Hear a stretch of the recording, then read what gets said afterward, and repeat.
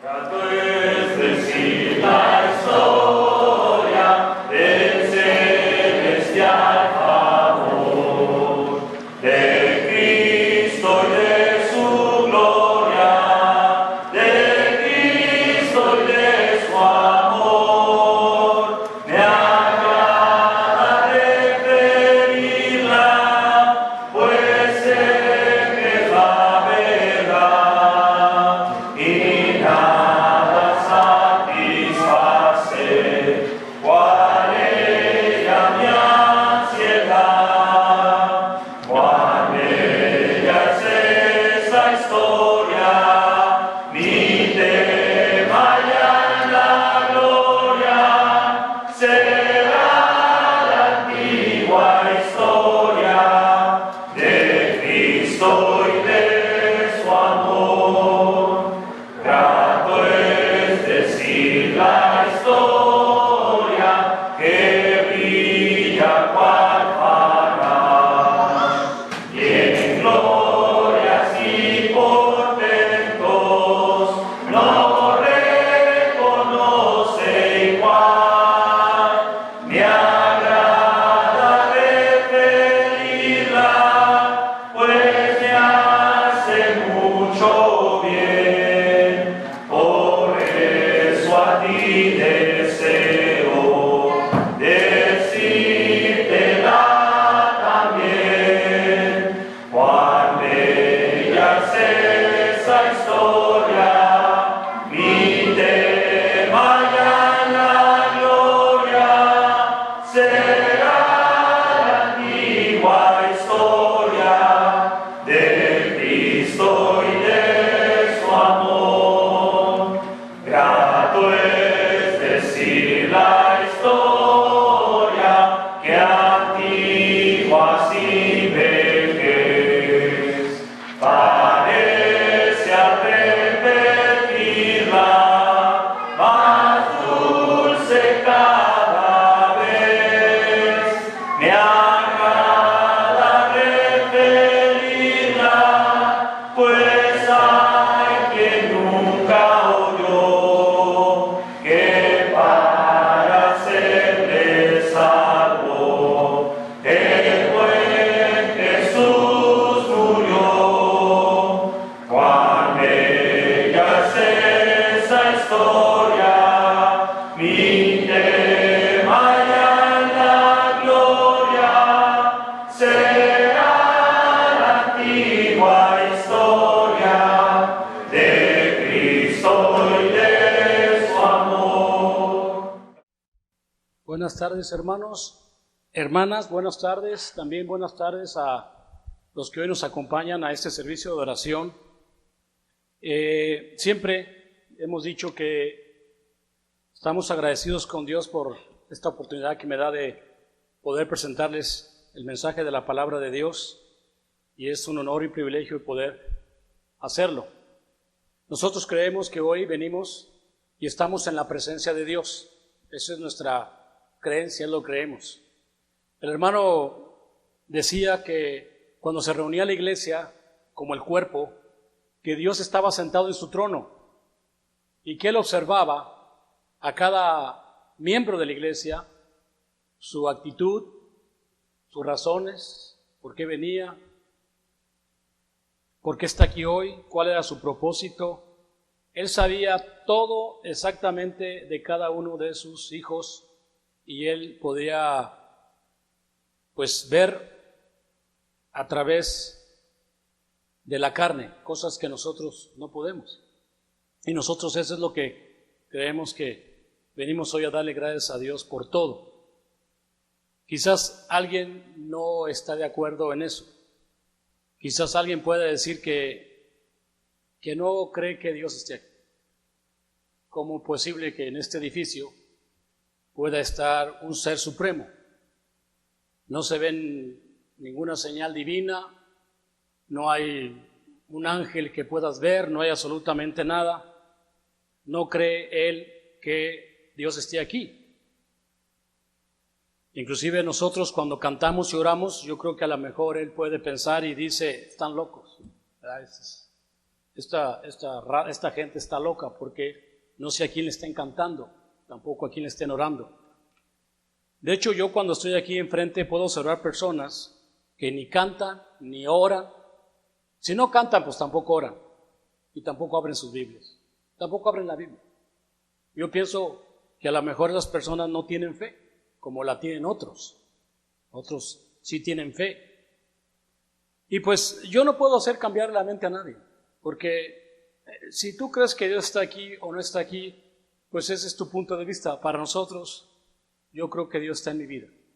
Y es que esto de la fe es un asunto personal, no tiene nada que ver con los demás. Yo no puedo obligar a mi hijo que tenga la fe que yo tengo. Tampoco puedo obligar a mi hija que tenga la fe que yo tengo. Cada uno de nosotros debe darse cuenta que a Dios no lo podemos ver, pero podemos ver su mano.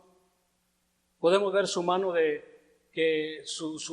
podemos ver nuestra vida, lo que ha hecho con nosotros, su misericordia, lo que nos ha enseñado, lo que nos ha dado los hijos, la familia. Podemos ver su misericordia.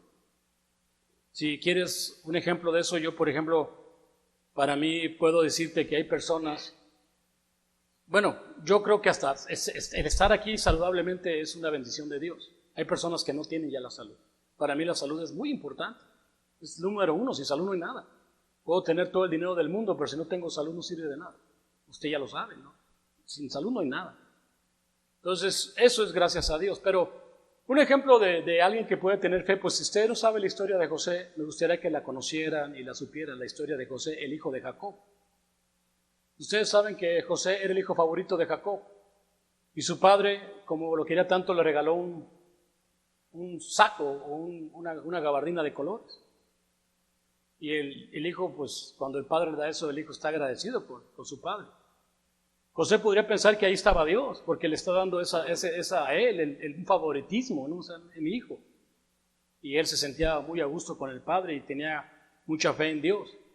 Pero ¿qué me van a decir a mí cuando sus hermanos lo empiezan a envidiar y lo empiezan a golpear, lo empiezan a atormentar y después lo venden en Egipto y en Egipto él es acusado de adulterio y después es echado en la cárcel? Quizás ahí puedes decir, ahí ya no estaba Dios. ¿Verdad? Ahí ya no estaba Dios. Fue un proceso muy largo que él sufrió. Y tú puedes decir, ahí no estaba ya Dios. Llegó inclusive a ser el segundo gobernador de todo Egipto, el segundo de Egipto, un hombre muy importante. Tú pensarías que a lo mejor se le olvidó Dios y él es muy famoso, muy rico, ya no tendría necesidad de Dios. Pero cuando vinieron sus hermanos a pedirle de comer, porque en su tierra había mucha hambre, él podía haberlos matado. Él podía haberlos metido a la cárcel y de ahí no hubieran salido, por lo que hicieron, ¿estamos de acuerdo? Pero él no hizo eso.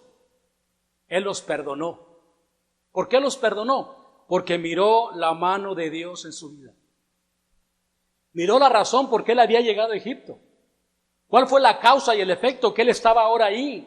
Él dijo, esto lo produjo Dios en mi vida. Esto no hubiera sido una casualidad.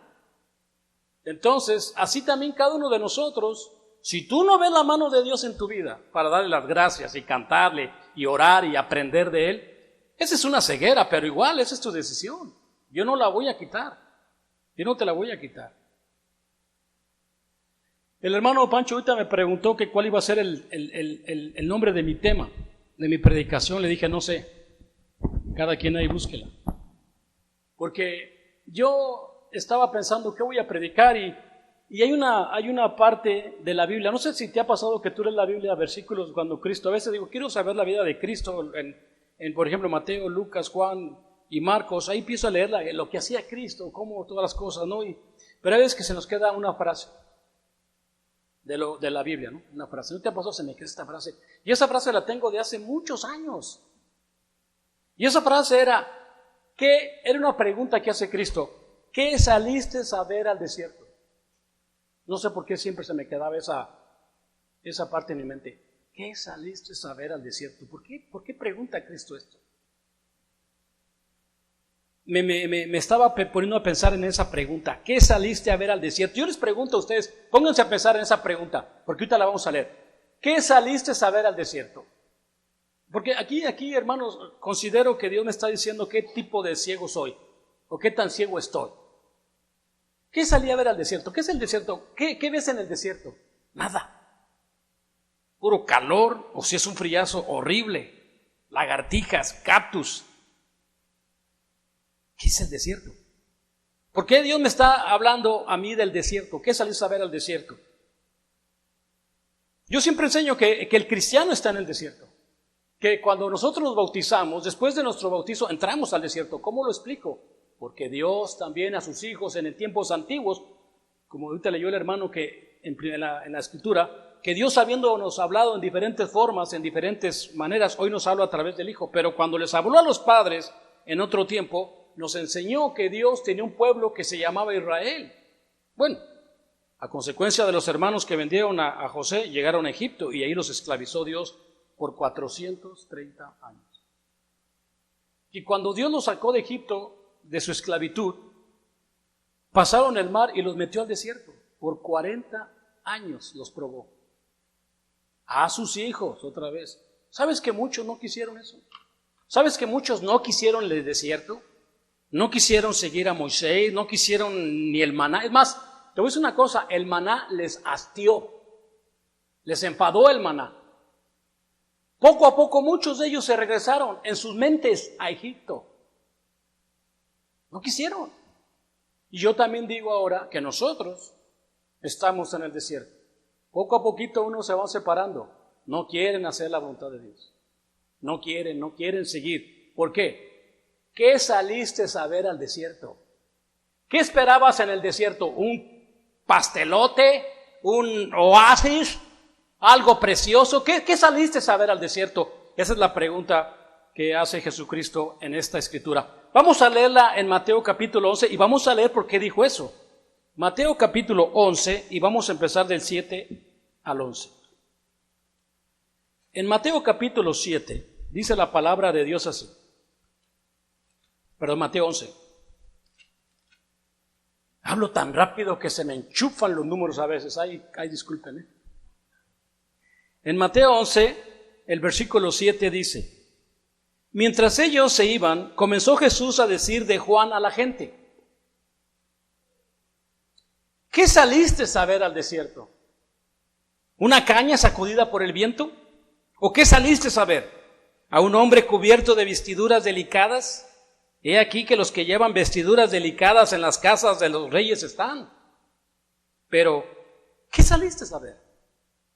¿A un profeta? Sí, os digo, y más que un profeta, porque este es el quien está escrito: he aquí yo envío un mensajero delante de tu faz, el cual preparará tu camino delante de ti. De cierto os digo, entre los que se nacen de mujer no se ha levantado otro mayor que Juan el Bautista, pero el más pequeño en el reino de los cielos es mayor que él. Observa la pregunta que hace Cristo. Esa pregunta nos la hace ahora a nosotros. ¿Qué saliste a ver al desierto? ¿Una caña sacudida por el viento? ¿O saliste a ver a un hombre con vestiduras delicadas? ¿Qué vimos en el desierto? Hermanos, ¿qué pregunta es esta? Yo me hago. ¿Qué pregunta es esta? Yo nunca, de los 30 y tantos años que tengo en el Evangelio, nunca he oído hablar una predicación sobre Juan el Bautista. Nunca he escuchado que se le mencione mucho a Juan el Bautista. Pero aquí Cristo nos enseña algo muy importante de este hombre, que se debe de hablar. De un hombre que inclusive si tú lo mencionas aquí te está explicando. Te digo una cosa, de que entre los hombres, de los que nacen de mujer, toda la humanidad, no se ha levantado otro mayor que Juan el Bautista. Él es mayor que cualquier ser humano, pero el más pequeño en el reino de los cielos es mayor que él. ¿Por qué? Aquí empezamos a entender por qué yo soy mayor que Juan el Bautista.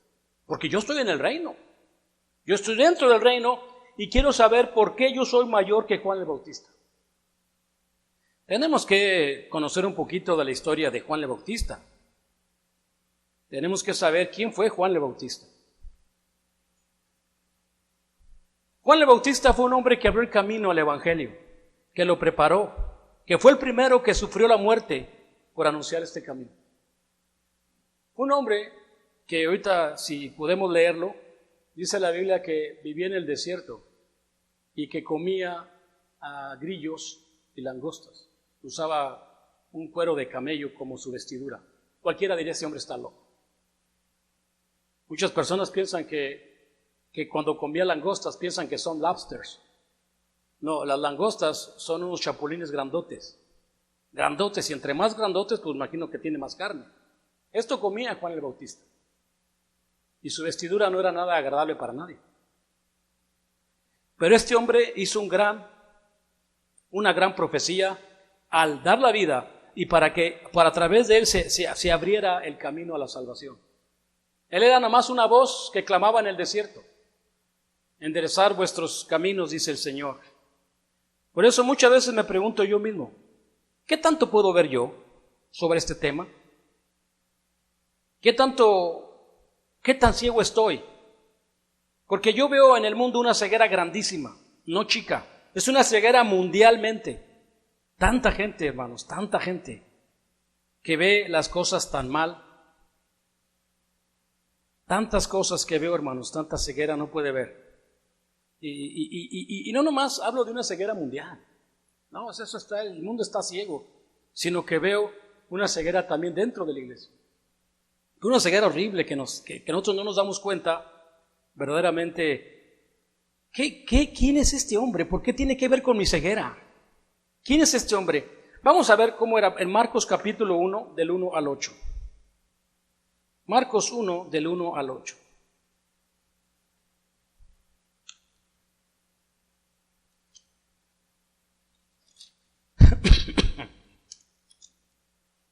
Marcos capítulo 1, versículo del 1 al 8.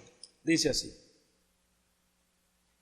Principio del Evangelio de Jesucristo, Hijo de Dios, como está escrito en Isaías profeta. He aquí yo envío mi mensajero delante de tu faz, el cual preparará tu camino delante de ti. Voz del que clama en el desierto, preparar el camino del Señor, enderezar sus sendas. Bautizaba Juan en el desierto y predicaba el bautismo de arrepentimiento para perdón de pecados. Y salían a él todas las provincias de Judea y todos los de Jerusalén, eran bautizados por él en el río Jordán, confesando sus pecados. Y Juan estaba vestido de pelo de camello y tenía un cinto de cuero alrededor de sus lomos y comía langostas y miel silvestre. Y predicaba diciendo, viene tras de mí el que es más poderoso que yo, a quien no soy digno de desatar encorvado de la correa de su calzado. Yo a la verdad os bautizo con agua, pero él os bautizará con el Espíritu Santo. Vemos que la palabra de Dios nos habla. ¿Quién era este hombre? Este hombre estaba predicando el arrepentimiento. Estaba diciendo a la gente, arrepiéntete de tus vergüenzas porque el que viene detrás de mí es otro más poderoso que yo. Él salía y la gente venía a escuchar a este hombre y se bautizaban, pero su vestidura y lo que comía pues no está muy bien. Y dice que comía miel silvestre. No sé si estaba en la historia cómo fue que murió Juan el Bautista, le cortaron la cabeza. Herodes mandó matarlo. Alguien no puede ver lo que hizo Juan el Bautista, porque no es algo de mirar, inclusive puede parecer vergonzoso para muchos, porque él mira otra cosa. Él quiere mirar otra cosa, no quiere mirar lo que hizo él, preparar el camino del Señor. Yo quiero empezar a entender que Juan el Bautista somos nosotros.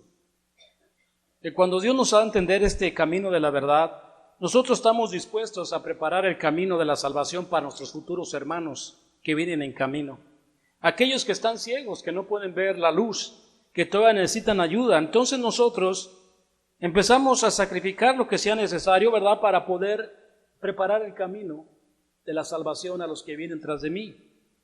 Pero si ese no es el punto de la vida, porque esa fue la vida de Juan. Terminó, preparó el camino y después lo mataron por acusar a Herodes de que no era lícito tener a la mujer de su hija o de no sé qué. Lo acusó de un pecado y la hija dijo, ¿sabes qué? Quiero que le bailó un día tan hermoso a la mujer esa, dijo, quiero la cabeza de Juan. Y le cortó la cabeza a Juan. Terminó su propósito en este mundo, preparar un camino a la salvación. ¿Pero por qué?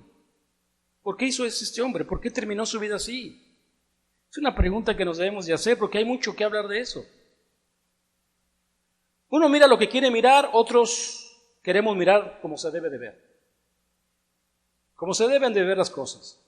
El ser humano entra en el mundo sin saber nada cuando es niño, luego supuestamente abre los ojos para ver lo que pasa, pero entra a un mundo de ciegos. Quiero explicar esto. Hablamos, por ejemplo, ahorita de mi nieto. Mi nieto, él está en un mundo que nadie conocemos. Él está en un área donde está Dios y él. Pero todos sabemos que en esa parte es un mundo ciego, porque no nos recordamos nada de eso. Yo no me acuerdo cuando tenía 2 años, ni cuando tenía 3 años. Pero empezamos a ver, supuestamente empezamos a ver, pero en realidad empezamos a cegarnos. Porque empezamos a conocer el mundo y el mundo nos ciega, nos hace personas irrealistas, nos engaña el mundo con sus cosas. Quisiera hablar sobre ese tema porque la historia que quiero traer es acerca del ciego, de Juan 9. Es un ejemplo que quisiera yo explicar o hablar. ¿Por qué me llama la atención este ciego de Juan 9, versículo 1? Vamos a Juan 9 y vamos a leer versículo del 1 al 3.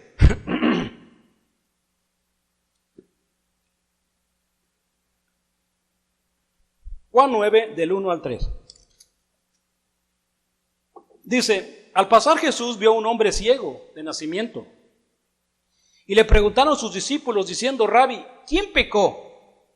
¿Este o sus padres para que haya nacido ciego? ¿Verdad? Dice así. Respondió Jesús: no es que pecó este ni sus padres, sino para que las obras de Dios se manifiesten en él. Yo les doy un estudio a mis hermanos, amigos de Cortázar, y les digo que si hay una razón por la cual Dios no te da entendimiento o no puedes ver la luz, Cristo les habló a los hombres por parábolas, para que viendo no vean, oyendo no oigan, y no se arrepienten para que Él los sane. Mucha gente cuando ve una parábola del Señor te quiere dar a entender muchas cosas, pero tú no quieres estudiar su palabra porque otra vez no te interesa saber la luz. Te gusta mucho tu ceguera, o sea, está bien, no tienes tiempo para analizar una parábola. Pero un creyente, cada parábola tiene un significado muy importante en su vida. ¿Qué me está diciendo mi Padre? ¿Qué me está dando a entender mi Dios aquí en esta parábola? Es tiempo de estudio, es tan pesado estudiar la Biblia. Es tan duro sentarse 15, 20 minutos en su casa con tus hijos a leer la Biblia. Es tan duro porque, no sé, el hombre quiere estar ciego completamente. No quieren oír la Biblia, no quieren oír la palabra. Es pesadísima. A ver cuántos están durmiendo ya. Mira, ya están durmiendo allá. Es duro, ya vi que bosteciaron, se están durmiendo, no quieren oír la palabra. Pues tienes que analizar quién es este ciego. Este ciego soy yo, es usted. Usted nació ciego y ahora está ciego también. No estás viendo bien.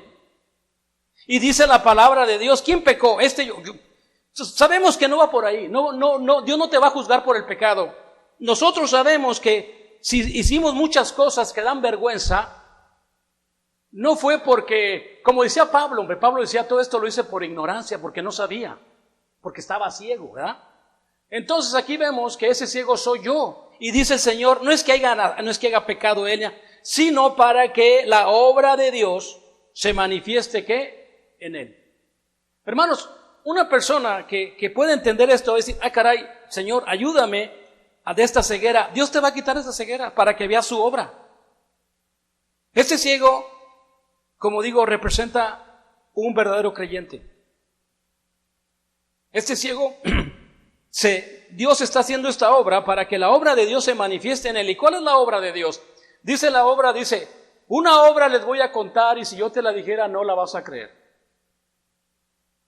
Así dijo Habacuc 1:5. Una obra, te voy a contar una obra y si a todas las naciones, dice, haré una obra entre todas las naciones y si yo se las contare no la van a creer.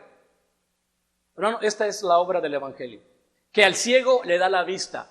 Yo cuando estudio con los estudiantes les digo, a ver, ya vamos muy adelantados, ¿verdad? ¿Ya crees en Cristo? No, pues sí, ya creo en Cristo. ¿No tienen duda? No tengo, ok. Jesucristo te está enseñando en Juan 14:12. De cierto te digo, que el que en mí cree, las obras que yo hago, Él las hará también y aún mayores.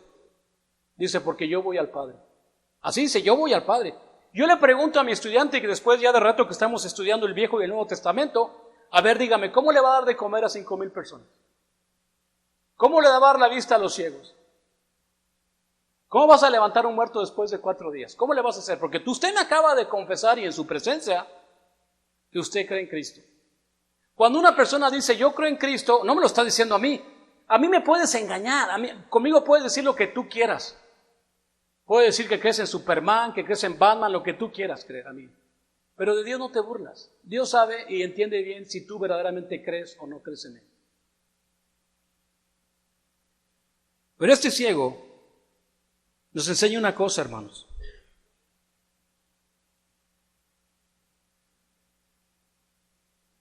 Dice la palabra de Dios para que la obra de Dios se manifieste en él. Vamos a ver qué dice el 4 y el 5 de Juan 9, 4 y 5. Dice, me es necesario hacer la obra del que me envió, entre tanto que el día dura, la noche viene cuando nadie puede trabajar. Entre tanto que estoy en el mundo, luz soy del mundo. Yo les pregunto aquí a los que bostezan, a los que no abren la Biblia, a los que no hacen oración, ¿Cristo estaba ciego por lo que está diciendo? ¿Usted cree que Cristo está ciego? Dice, te lo voy a repetir otra vez para que lo leas. Dice Jesucristo, me es necesario hacer la obra del que me envió, entre tanto que el día dura, la noche viene cuando nadie puede trabajar. Entre tanto que estoy en el mundo, luz soy del mundo. Te pregunto, joven, ¿está ciego Cristo? ¿Él acaso tiene un tipo de ceguera? Porque si él no está ciego, entonces nosotros somos los que estamos ciegos. Porque no eres la luz del mundo. Tampoco eres la sal del mundo. ¿Quién está ciego, hermanos? Mira, nadie se sana si no reconoce su falta. Dios no te va a ayudar si no lo aceptas que eres un incrédulo, si no aceptas que te falta ayuda, si no lo aceptas que eres un drogadicto, necesitas ayuda, si no aceptas que eres un alcohólico, no te va a ayudar Dios. Ni el intento lo va a hacer, porque a eso vino, a dar luz, a ayudar al afligido, al que lo necesita. Entonces dime tú, hermano, ¿cómo te va a ayudar si tú consideras que él es ciego? Y si dices, no, él está hablando la verdad, entonces tú estás ciego. ¿Por qué? Porque es muy claro lo que dice. Mira, te voy a explicar una cosa, hermano. Vamos ahí mismo al 9, que es 9:24. Perdón. Y ten cuidado con lo que vas a decir. Vamos a 9:39 al 41. Dice así. Ahí mismo en el mismo capítulo 9, versículo 39 y 41. Dice, dijo Jesús, para juicio he venido yo a este mundo. Para los que no vean, vean. Y los que vean sean cegados. Entonces algunos de los fariseos que estaba con él al oír esto le dijeron, ¿acaso nosotros somos también ciegos? Jesús le respondió, si fueras ciegos, no tendrías pecado. Pero más ahora, porque decís vemos, vuestro pecado está o permanece. No sé si ustedes entiendan. Si yo le digo a Cristo, Señor, yo sí veo. Ok, pues entonces soy culpable de pecado y de muerte. ¿Por qué? Porque no estoy haciendo absolutamente nada de lo que es la luz. Mi ceguera me está tapando tanto que no estoy entendiendo mi propósito en mi vida. Tus hijos están yendo a la borrachera. Tus hijos están haciendo homosexuales. Tus hijos están yendo portados. Y tú, que deberías de ser la luz, tú deberías de serle Juan el Bautista, el sacrificarte, no lo eres. ¿Quién está ciego? ¿Quién va a sufrir las consecuencias del día de mañana que tu hijo esté en la cárcel? Te pregunto, ¿quién va a ser el que va a sufrir por las consecuencias? Si un día tú tratas de hacer un matrimonio y no quieres ver la luz, porque supuestamente tú eres muy inteligente y tienes otra mejor manera de educar a tus hijos, pues, ¿quién está ciego? Porque ellos dicen, ¿acaso nosotros estamos ciegos? Ok, está bien, no estás ciego, estás viendo, ¿verdad? Sí, estás viendo. No, mejor di que estás ciego, porque no estás viendo. Ves toda la corrupción alrededor tuyo y lo ignoras. Ves que tu amigo del trabajo necesita ayuda porque está ciego, no le predicas, no le dices nada. Entonces el pecado que traes en ti, en tu frente, te va a condenar. La paga del pecado es la muerte. Yo necesito saber si toda la iglesia está viendo bien, estamos viendo lo que tenemos que ver. La iglesia aquí es para ser la luz del mundo, para predicar a otros la palabra de Dios, para que puedan ver. Pero como digo, pues no es de todos. El ciego obedeció cuando le dijo, ve y lávate a la pila de Siloé, y se lavó. Vamos a leerlo en el 6 y 7. Dice, ahí mismo Juan, el 6 y el 7, dice así. Dicho esto, escupió en tierra e hizo lodo en la saliva y untó con el lodo los ojos del ciego. Y le dijo, ve y lávate en el estanque de Siloé, que traducido es enviado. Fue entonces, se lavó y regresó viendo. ¿Qué hizo este ciego? Este ciego no dijo, no, pues como tú eres Cristo, mejor no te creo, aquí me quedo. Este ciego quería ver. Había nacido ciego. Él en sus oraciones anteriores oraba a Dios porque él quería ver. ¿Sí me están entendiendo? Él quería ver la luz del sol un día. Nunca la había visto. Y le oraba a Dios, quiero ver. Ahora, nosotros sabemos que estas cosas físicas las debes transportar a lo espiritual, hermano. Si tú no le pides a Dios, Señor, déjame ver bien. Quiero ver la realidad de mi vida. Quiero ver lo que me espera mi futuro. Quiero saber que si siembro para la carne, ¿verdaderamente voy a cosechar corrupción?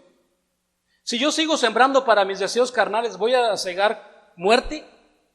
¿Qué me espera después de eso? Pídele sabiduría a Dios y te va a dar. Usted, como digo, este ciego que obedeció, ve y lávate. Si usted no quiere lavar su ceguera, no es como este ciego. Usted no quiere lavar su ceguera, no quiere obedecer el evangelio, usted quiere estar ciega, porque dice, es que les conviene, es un lugar muy cómodo. Digo, hermano o hermana, amiga, ¿tienes hijos? ¿Te importan tus hijos un poquito? ¿Verdaderamente tienes? Mira, a mí se me hace que tú, al último, hasta pareces una mujer, verdaderamente un hombre, que somos hipócritas. En nuestra mente decimos a nuestros hijos, te doy todo, te doy lo que quieras, cómete esto, cómete lo otro. Pero a mí déjame vivir en mi ceguera. Dime, ¿dónde está ese amor?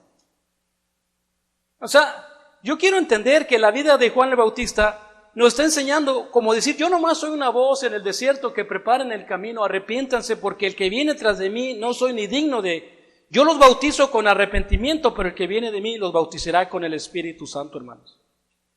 Yo tampoco puedo obligarte a que tú quieras ver como se debe de ver.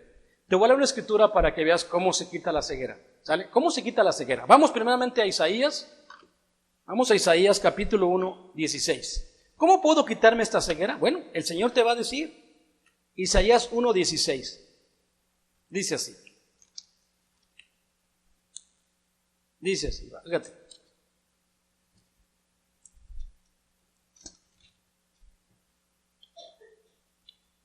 Isaías 1, 16. Dice, lavaos y limpiaos. Quitad la iniquidad de vuestras obras delante de mis ojos, dejar de hacer lo malo. La Biblia está diciendo en este versículo que es importante que laves tus faltas. Es importante que te limpies de tus vergüenzas. Es importante que quites ese pecado, esa iniquidad que llevas todo el tiempo haciéndolo por muchos años. Ese detallito, este corajito. Hay personas que me dicen, ayer le pregunté a esta mujer porque su mamá siempre viene a la iglesia, allá en Mexicali, y le pregunté a ella que por qué su mamá no obedecía el evangelio. Me dijo, es que mi mamá tiene mucho rencor en su alma, no quiere perdonar a mi abuelita. No la quiere ver ni en pintura la señora. Y ella viene a la iglesia. Todos los domingos está la señora. No ha obedecido el evangelio porque ella tiene mucho rencor contra su suegra. Esa es iniquidad, es muy triste. Y tú le ves la cara a la señora, se nota a la señora que está enferma. Porque una persona rencorosa lo refleja en su cara, hermano. Empieza a verse hasta, si es una mujer guapa, se va a ver horrible. porque no quiere perdonar. Te está diciendo el Señor, deja eso. Dice, deja esas obras delante de mis ojos y aprende. Deja de hacer lo malo, dice el 17, aprende a hacer el bien. O sea, eso se llama aquí entre nos madurar. Busca el juicio, busca el evangelio, la justicia que Dios nos ha dado a través del evangelio, que es la justicia de Dios. Después que hayas gustado la justicia, dice restituir al agraviado. Siempre ponte bien con tu hermano, con tus hijos, con tu esposo, con tu familia, siempre estar en paz. Ese es el evangelio. Restituir significa reconciliar, hacer justicia al huérfano, predicar el evangelio todo el tiempo. Dice, y amparar a la viuda. Venid luego, dice Jehová, y estemos a cuenta. Si vuestros pecados fueran como la grana, como la nieve serán emblanquecidos. Si fueran rojos como el carmesí, vendrán a ser como la blanca lana. Si quisieras y oyeres, comieres del bien de la tierra, y si no quisieres, fueras rebelde, serás consumido a espada, porque la boca de Jehová lo ha declarado o lo ha dicho. Aquí está la ceguera. Venid luego, dice Jehová, y estemos a cuenta. Si vuestros pecados fueran como la grana, como la nieve serán emblanquecidos. ¿Quién quiere eso? ¿Quién quiere quitarse de encima el pecado? No, pues no cualquiera. El pecado tiene mucha fuerza, tiene placer. Hay personas que inclusive hasta vergüenza les da confesar a Cristo. O sea, imagínate, si te da vergüenza confesar a Cristo, pues de ahí para allá no te da vergüenza todas las cosas que haces. Vives en ese mundo de pecado. Y vienes y le dices aquí a Dios que tú ves, eso es una ceguera. Yo no tengo ningún problema en aprender a hacer lo correcto. ¿Algunos de ustedes tienen problema con eso? Yo no tengo ningún problema con hacer lo correcto. ¿Acaso mi padre, cualquier padre quiere lo mismo con sus hijos? Haz lo correcto, hijo. Aprende a hacer lo correcto, hija. Pero tú no quieres. Tú quieres que tus hijos hagan lo correcto, pero tú eres muy mal ejemplo para ellos. Eso es ilógico. Eso no va a trabajar. Hermanos, Jesucristo trajo a este ciego misericordia y piedad. En esta historia del judío podemos ver que el Señor nos enseñó muchas cosas, nos enseña la piedad, y hubo mucho relajo aquí. ¿Por qué? Porque vino a causar disturbio con los religiosos falsos. Les causó problemas, disgustos, no lo querían porque Él sanaba gratis. Si ustedes saben la historia, si leyeron todo el capítulo, Él sanó al ciego. ¿Y quién es este Jesús que viene a sanar? ¿Quién es? No lo querían. No, nosotros es un pecador, y les dice él, qué chistoso, la Biblia dice que Dios no escucha un pecador, pero el que teme a Dios, Dios le escuche, y ustedes dicen que es para el pecador, pues a mí me sanó, pero no lo querían. También trajo problemas con sus padres. Cuando el ciego vio, trajo problemas con sus padres. Yo miro que estos padres no tenían corazón. Lo voy a leer ya para terminar. En Juan capítulo 9, versículo 18, vamos a Juan 9. Vamos a Juan 9, versículo del 18 al 23. ¿Qué pasó con estos padres? Los padres del ciego. ¿Verdad? Vamos ahí, ¿qué dice, hermanos? Juan capítulo 9, versículo 18. Dice así. Juan 9, de 18 al 23. Pero los judíos no creían que él había sido ciego y que había recibido la vista, hasta que llamaran a los padres del que había recibido la vista. Y le preguntaron diciendo, ¿este es vuestro hijo, el que vosotros decís que nació ciego? ¿Cómo pues ve ahora? Sus padres respondieron y le dijeron, sabemos que este es nuestro hijo y que nació ciego, pero ¿cómo ve ahora? Pues no lo sabemos. ¿A quién le haya abierto los ojos? Nosotros tampoco lo sabemos. Edad tiene, pregúntenle a él hablará por sí mismo. Estos dijeron sus padres porque tenían miedo de los judíos, por cuanto los judíos ya habían acordado que si alguno confesara que Jesús era el Mesías, fuera expulsado de las sinagogas. Pero eso dijeron sus padres. ¿Qué edad tiene? Pregúntenle a él. ¿Qué me enseñan estos padres? A mí si hubiera sido mi hijo, yo les diría, bueno, ¿y qué tiene? Ya me lo sanaron. Era un hijo que toda la vida estuvo sufriendo conmigo desde chiquito. Ya me lo sanaron, gracias, quien haya sido, yo no sé quién fue. Pero estos padres tienen miedo de que los vayan a expulsar de las sinagogas. Yo he visto que Cristo trajo ese problema en la humanidad. Él dijo, el que ame más a su padre, a su madre, a su hijo más que a mí, no es digno de mí. Hay personas que, no, ¿qué va a decir mi mamá? ¿O qué va a decir mi papá si le digo que me acerqué a Cristo? Si es un verdadero padre, simplemente te amo a decir, hijo, lo mejor para ti. Si es un padre que tiene un sentimiento espiritual, va a estar contentísimo de que ahora puedas ver las cosas como se deben de ver. Es una alegría ver que mi hijo pueda hacer lo correcto. Pero estos padres, ¿tú crees que me dan buen ejemplo estos padres? No, pues, ¿qué edad tiene? Pregúntale a él, nosotros. ¡Qué cobardes! Yo creo que esos padres no querían a su hijo. Debe haber sido de esos que les compran todo, le compran todo a los chamacos. Luego cuando viene el problema, no, ya ni los conozco, pues ¿cuándo los amaste? Porque el padre que ama a su hijo, lo disciplina. Y ¿sabes? Cuando tú disciplinas a tu hijo, te duele. No te gusta pegarle a tu hijo, pero lo necesita. Porque es tu carne. Te está doliendo. ¿Tú crees que a mi padre no le dolió ver a Cristo crucificado? Así dice, porque de tal manera amó Dios al mundo, que dio a su hijo por nosotros. Él miró lo que le hicieron, pero permitió que le hicieran todo eso, porque nos amaba. Hermanos, termino con mi predicación, como dije al principio. ¿Qué saliste a ver al desierto? ¿Qué salimos a ver al desierto? ¿Qué es el desierto, hermanos? Es el camino a la libertad, abrir un camino a los que vienen tras de ti. El desierto es libertad, el desierto hay paz, en el desierto te puedes dormir tranquilo.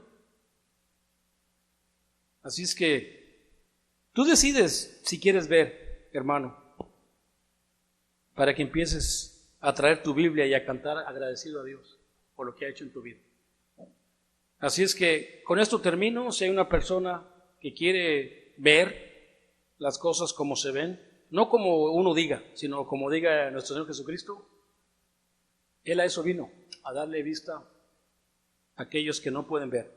Pásale al frente si esa es tu necesidad, y mientras nosotros entonamos un himno de invitación.